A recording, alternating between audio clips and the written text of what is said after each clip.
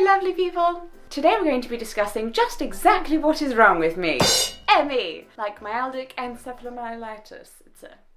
Subscribe for more terrible medical jokes. Actually, it's probably the last one, maybe. Please add your own in the comments. But genuinely do subscribe. And then click the notification bell, because that's actually the subscribe button now, because YouTube likes to keep us all on our toes. Which is fine, so fine. They've got a point, right? I mean, I could work on my ballroom dancing.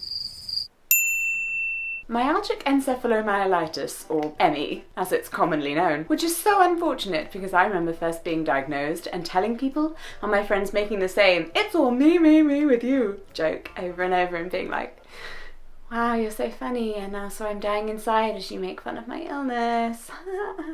Anyway, ME is a chronic, meaning long-term, neurological condition that affects many different systems in the body, but most generally the nervous and immune systems. It's commonly characterised by pain, fatigue, and post-exertional malaise, meaning your body struggles or fails to recover after expending even small amounts of energy. It's a really complex condition because everyone who experiences it has a different pattern of illness and a different trigger that sets it off, plus symptoms and severity can fluctuate and change over time. ME, though, affects an estimated 250,000 people in the UK and around 17 million people worldwide. That's a lot of people, and yet it's a really misunderstood illness. I previously made a video about chronic fatigue, which I'm going to add in the cards above and put a link to in the description, and although there are many similarities and differences, neither are just feeling tired. They're not just anything. I talked about this in the chronic fatigue video, but I was diagnosed with ME when I was 17 because I had all of the usual symptoms associated with it, but it's now thought that I didn't actually have ME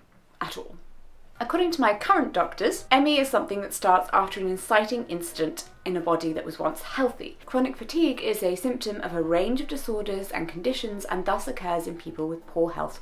Otherwise, can people with a different health condition get ME? I have yet to find a doctor who will give me a definitive answer or do anything other than blankly stare at me. But props to anyone who can answer that in the comments, and also probably, oh, there are so many fun no one knows when it comes to ME.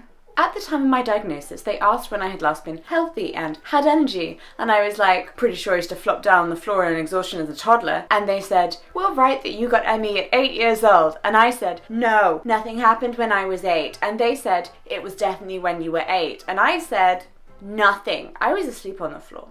So they diagnosed me with ME. I do have some very similar features. Even some seemingly simple physical or mental activities or combination of activities can leave me debilitated, in bed, unable to properly put thoughts together, be coherent. It's also really difficult to explain, I think, unless you've experienced it yourself. Imagine the drunkest you've ever been, or if you've never been drunk, I'm sure you can use your imagination, and you're holding two positive magnets together and you just want to like clip them together, but just won't go together, and you're like, why? That's me trying to put two thoughts together when tired. You know that moment when a name is just on the tip of your tongue? It's that actress, you know, she was in the thing with the I will remember later. That's me needing to go to the toilet. Exhaustion can impact me straight away, or it might take a day or two to kick in. Most often, I find it's the day after I do something really big that it kicks in. So fun on Sunday, 2 days after moving house. Throughout this video, I am probably going to use ME and chronic fatigue syndrome as if they are interchangeable because no one has told me they aren't. But I guess they aren't. The British NHS and the American healthcare system use different terms, as does probably every other country in the world, because no one knows what the hell ME really is. The one thing ME isn't is just being tired. And while I am about to give you a list of symptoms that do fall under the ME heading, it is really important to remember that not everyone will experience the same symptoms, and as such, it's important not to compare someone who has ME to another person who has the illness. People with ME can, they vary so enormously in their experiences of illness. For example, Charlie can go to school for an hour a day, but then has to rest. Mary can go to school for 1 day a week, but then has to rest. Charlie was very severely affected at first, but has been getting better ever since. Mary fluctuates between mild to moderate severity without an upwards gradient. Mary also has amazing hair. The illness isn't characterised by a pattern of experience. Some people will get better as if they were never ill in the first place. Some people will find that whilst they don't completely recover, they're able to go on to live happy, fulfilling lives. And yes, there are some people for whom ME is, and I think it is completely justified to use this word, progressive. People have died from ME. Regardless of how marginalised it is by broader medical establishments, people have died from it, and that shouldn't be ignored. Symptoms of ME can include feeling generally unwell, flu-like symptoms, that nasty chill that covers your body and makes you feel like you're purely tender flesh from under a scab that has been picked too soon. This may include a recurrent sore throat and possibly swollen glands, pain in your joints or your muscles, nerve pains as if you've got pins and needles all over, or a swarm of tiny spiders perpetually sneaking over your flesh. Your muscles may twitch and cramp and your guts will hurt along with your chest, like your ribcage is a vice. Headaches and migraines are of course a major factor, especially in relation to light and sound. You may become photosensitive or have hyperacusis, where light or sound becomes physically painful. My mother is very Scandinavian, and whenever she sees a patch of sunlight, she insists on sitting in it. Insists. I remember her making me sit in the sun when I was ill because she thought it would be good for me, but it was as if the sunlight was actually branding my flesh, and it itched like a burn or peeling flesh. It was worse at the height of my illness for sure, and even now I really struggle with spending a lot of time in direct sunlight, especially on my bare skin. Sunscreen, kids, always wear your sunscreen. The oddest thing about ME is that the symptoms that pertain to sleep. So one would assume that being exhausted would mean you could sleep a lot. Oh no, my friends! Unrefreshing sleep is a common symptom, as is difficulty getting off to sleep, or waking up ridiculously early and then not being able to get back to sleep. That's me. Once I'm awake, that's it. I am awake for the rest of the day. You might have sleep reversal, where you sleep only in daylight hours, or you might have hypersomnia, where all you can do is sleep. Unsurprisingly, there are various knock-on effects of this, including problems with concentration, memory, thinking in general. You might have a reduced attention span, short-term memory problems, speech and language difficulties, and the inability to plan, organise your thoughts. Mentally, I like to describe it as moving through treacle. You are in a vat of the stuff, and you are just trying to get to the ladder on the other side. But the harder you push, the more it sucks you in. Since ME is a disorder of the nervous system, it also affects your balance, temperature control, circulation, and even your sweating. Fun fact, when I was really ill, I didn't sweat at all. I just stopped sweating, even when it was really hot. You may also develop irritable bowel syndrome while you have ME and become intolerant to wheat or dairy where you weren't before. It's not uncommon to have a lack of appetite or to feel nauseous all the time. And finally, a symptom I have trouble describing, but I really want someone else to say they have. Anyone else ever feel as if all of their internal organs are just too heavy? Like all of your insides are just slipping out of your body? Yeah, I mean, listing all of this, I just couldn't relate more. Maybe the doctors were right and I do have ME, I just developed it at birth or something. Or all of these symptoms just happen to overlap with other conditions and I never had ME at all. Wow, I wish I had a definitive answer for anything. This is like when I went to the migraine doctor and he said, "Oh, you've been having migraines for 14 years and it's killing parts of your brain." And I was like, okay, you gonna do anything about that? And a year later I'm still waiting for a reply, so now we're all just waiting while my brain plays Russian roulette with itself. That got dark. I'm terrified, but at least I get to wear pretty dresses on Instagram. It's important to mention that, like me, just because you have one issue doesn't mean you cannot get another.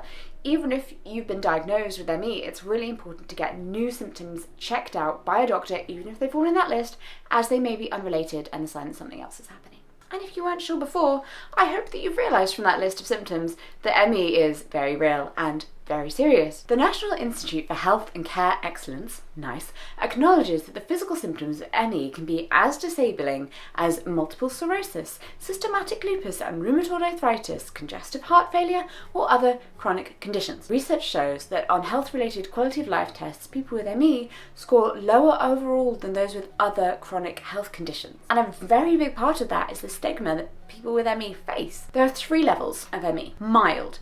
These people are mobile. they look after themselves, they're still working or they're in education, but they struggle with even light physical tasks and are unable to follow leisure or social pursuits because they have this energy. They've had to focus it on things that keep the lights on and a roof over their heads rather than doing anything enjoyable. They also struggle with not being recognised as ill enough, so receive very little help, if any, from outside sources including the government and family and friends. If you're ill enough to go to work, why can't you come to my party? Because I'll pass out in the potato salad, Janet. Moderate. People with moderate ME have reduced mobility and are restricted in all daily living activities. Although they may have peaks and troughs in their ability level and symptoms, they have usually given up on work or school as they're just too unwell to continue. Their sleep is poor quality and they'll need likely a lot of rest periods. Severe. At its most severe level, ME is life-threatening. These people are unable to carry out any activity for themselves or can only manage very minor tasks such as brushing their own teeth. They depend on a wheelchair for mobility, if they're well enough to even leave their bed, and have severe cognitive difficulties. Anytime they do expend energy, there will be a severe and prolonged after effect. They will spend most of their time lying flat in bed and are extremely sensitive to light and noise. Despite the severity of the condition, people with ME face a lack of understanding and awareness about ME. Patients can experience disbelief and discrimination. I've come to work tired before, why can't you? I had a bad night last night too, that's no excuse. Oh, you fools! You're going to kick yourselves in the future when ME is better known. Okay. Actually, we all know that type of person doesn't ever actually say sorry or recognise that they were wrong, but it does help with your mental health to feel a bit superior sometimes. This is largely because the causes of ME are unknown and are still being investigated. Contemporary evidence indicates that there are likely to be a number of factors involved, but there's just evidence that viruses and infections can trigger the illness, and potentially the way individuals respond to the different viruses create different subgroups within the illness. Common viral triggers include glandular fever, herpes simplex, CMV, gastroenteritis, and non-viral triggers include salmonella, tuberculosis, and Lyme disease, among many others. Living with ME has a huge emotional impact on you. Everything is sudden and unexplained, and you have no idea what's going on, or how, and what the right thing to do is. You'll want desperately to get better, but largely be given medical advice that only makes you worse. You can watch my video on the PACE trial for why you shouldn't push yourself into doing exercise. That is just one controversy when it comes to ME, however, there are others. In February 2017, the Joint Commissioning Panel for Mental Health published guidance for mental health professionals stating that ME is a functional somatic syndrome. That is a term used to refer to physical symptoms that are poorly explained and may have a psychological root. And they recommended a referral to services for patients with medically unexplained symptoms. Again, that simply means that the cause for the symptoms is unknown or disputed, not necessarily that there is an identifiable psychological factor. But in practice, most doctors who use the term do think that the symptoms most likely arise from psychological causes. Categorizing ME as MUS contradicts the World Health Organization's International Classification of Diseases, which states that ME is a neurological condition. Side note, most patients who have medically unexplained symptoms also have some level of anxiety or depression, which may be because they have medically unexplained symptoms, not the other way around. I do not want to minimize people who are affected physically by psychological forces, but it is not the case with all people. And it's really important that the medical world doesn't use it as an excuse not to research ME. If you look at this lovely chart, you'll see the annual amount in millions the American National Institutes of Health, the world leader in medical research, spent on researching HIV/AIDS, lupus, multiple sclerosis, and ME/CFS in 2014. And I know that was a while ago, but I struggled to find something more current. I am very happy for you to correct me in the comments if this is wildly different. Even this optimist doubts it though. So. Then we have the prevalence in the US, as in how many people have it, and then how that works out to spend per patient. So HIV/AIDS affects around 1,200,000 Americans. $2,978 million is spent on researching it each year, which breaks down to a spend of $2,482 per patient each year. In contrast, ME/CFS affects around the same number of people at 1,060,000. But the funding is only $5 million a year, and thus this breaks down to a spend of just $5 per patient. In the UK, the spend is £4 per person with ME CFS a year, which is mostly spent on psychosocial research.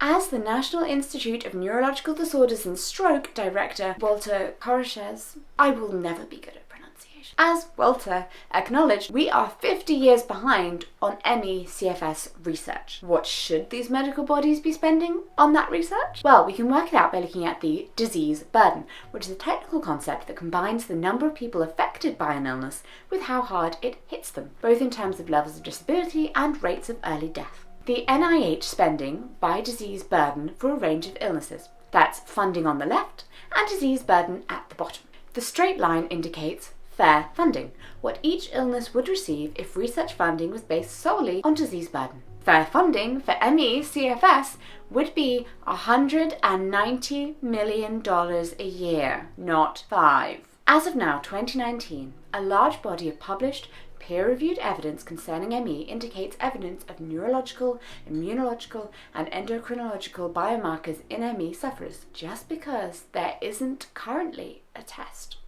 doesn't mean that there won't be one in the future. The second controversy, she says second, like there aren't 300 others, is how to treat ME once someone has it. So the NHS website recommends cognitive behavioural therapy, graded exercise therapy, or medication that's specifically to control the symptoms. Now, I am not here to bash CBT. Talking therapy is great at helping you accept your diagnosis, gain a better sense of control over your life, etc. But I take issue with the NHS's wording. They advise CBT to help ME patients challenge feelings that could prevent your symptoms improving. I'm sorry, what now? So it's my feelings that were making my symptoms bad in the first place? So I'm not getting better because what, I'm too flirty today? Do I take all of my examples of emotions from The Sims? Yes. There are physical conditions that have a root in mental ill health and trauma. I do not want to marginalise those sufferers. I don't want to exclude those people. But I just don't believe that ME is one of those cases. And with so little research, how can doctors override patients' voices? How can anyone say anything? And then, of course, we come to graded exercise therapy, which I have spoken about before in a video about the PACE scandal that I'm going to put a link to in the card above and in the description below. This makes me so sad to talk about many things with ME are unclear, and it's uncertain why some people get ME and others don't. It is unknown why some recover fully and others only to a degree. Around 1 in 4 will remain severely ill for many years, but there isn't a pattern to it. There's no pattern to anything. Major researchers and organisations believe that ME CFS is actually different illnesses being dumped together in one pot. We just don't know. What we do know is that it's honestly deeply isolating being chronically ill. You might have, like me, had to drop out of school or only been able to go part-time. You'll find you fall out of your friendship group, and that while they're off doing wonderful things, you're lying in bed staring at Instagram stories of the parties that you should be at and the trips you're meant to be on. And you'll feel like you can't provide when you're meant to, and you'll worry about how you're going to get through those big life stages, what you're going to amount to in life. I've been struggling a lot this past week since we are moving house, and I want to be able to do more to help pack, but I've probably already done too much, and yeah, I've been plagued by migraines and exhaustion, and I'm honestly not ready to be moving house today. Yes, it's today. I'm panicking how I'm going to look after my children that I don't yet have, while still living with an illness that I thought would get better, which is such a diversion of my panic. My heart is just heavy and overwhelmed. Sometimes I'm just too scared about expending too much energy to be excited. I'm so scared at the process of moving, I'm not even excited about my new house yet. But today is the day. We're moving house. No matter how ill you or I get, the world will keep turning. The pages keep getting written, and to be honest, there is something beautiful in that. I mean, you are never letting anyone down, you know, you're not. This is just your story, this is your challenge, and the world will continue, and you will always have a place in it. But you don't have to be alone. There are millions of other people who are in your position. Leave a comment on this video, ask for a friend, and see who replies. And if you're feeling strong, then answer someone else. Remember, by being kind to others, you're being kind to yourself too. And by making this video, I have realised I should be a bit kinder to myself. I'm going to leave some links in the description to organisations that specialise in ME, and I highly recommend Action for ME's website. They have a really great welfare and support service that offers free and confidential advice. You're not alone, and I will see you in my next video.